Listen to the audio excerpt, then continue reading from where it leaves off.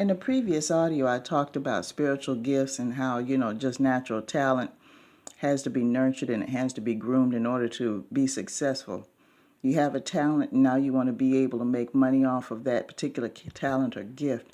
But sometimes that requires some additional work on your part, some additional sacrifices, some adjustment to your lifestyle. And some people don't want to do that. So once they are able to reach whatever position that they want to reach in where they are making money, they're not doing it for very long because they wind up losing their gifts. So I'm going to tell you another way that you could lose your gift. Let's say that you are the person where you're doing all this work and everything and you're really working hard and you're doing the best you can. But you got the wrong type of people around you. This could include your family. This could include your friends. I'm talking about people that you grew up with and this, that, and the other. This could be your partner. They could be the wrong people around you while you're trying to level up. But see, you got to understand, when you took on this responsibility of trying to make a living with your gift, it's a transformative process. You're going to come across people who understand what the heck you're doing.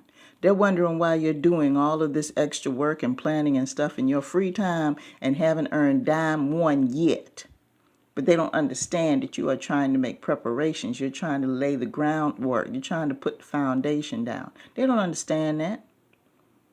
So as far as they're concerned, they're not taking you seriously. But when you start making dime one, all of a sudden they're all around you. Ready to spread the word then, ready to help you get customers then, ready to refer people to your messages then. You're ready then because they're starting to see that lean green. These people aren't going to go anywhere, in their lives. They're not going to go anywhere in their lives because they don't understand the process of true preparation. They don't understand the process of being disciplined. And they don't understand the process of being diligent. They don't understand it. All they know about is reward, reward, reward. And they don't care who is bringing it in because 9 times out of 10, they're not. So they just simply figure by association they're entitled to something. And that's what it is, a sense of entitlement. And the minute you don't do anything for them, the first thing they want to do is talk about that 1 or 2 times that they helped you out. I hate to sound nasty or anything, but I'm like, okay, thank you very much for helping me out, but that don't have anything to do with this thing over here that I'm doing. And that's that one time that you helped me out, and there was a whole bunch of other times I needed help and you didn't help me. So don't sit here and try to glamorize those 1 or 2 times you did something for me, and you done know me for 40 years, and I struggled more than 1 or 2 times, and I couldn't even get in contact with you. Or better yet, what happened to you while I was trying to make it happen and I was trying to get customers and I was trying to get clients and I was trying to get views and I was trying to get readers and listeners? Where were you during the process? I ain't got time for you. And I've stated before, I tell people all the time, if you were not part of the process, you cannot partake of the product. And I don't care if you're our family. I have children and they already look, they're not going to play that game with me. They're not. Kids try you sometimes, that's fine. But the truth is what it is. They're going to be like, oh, no, don't come to mama with that. Especially when you saw me trying to do this, I was a one-man show. You could have been helping to pass out flyers, business cards, refer to the website. You could have been helping to do something. You didn't do anything. But as soon as I started making money on my own and strike out on my own, and you see that I'm making money and I'm paying my own bills because of a gift, as opposed to hitting somebody else's time clock, all of a sudden you want to come through.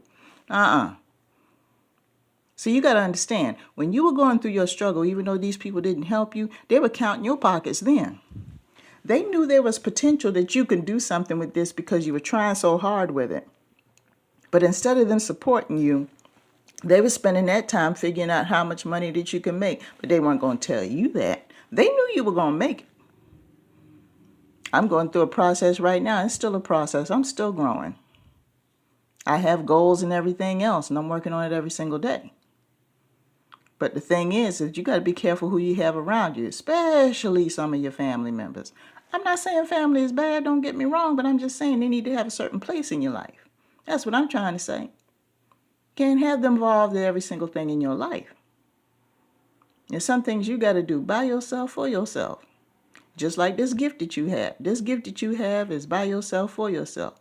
Now, if you wind up getting, well off later on as a result of your gift and you will reach back and help, that's fine. But unless they were there from the time that you started building this thing, and they, wiped your brow and wiped your tears and, dealt with you in the mood swings and sleepless nights and everything else because you're trying to get this thing together, then fine.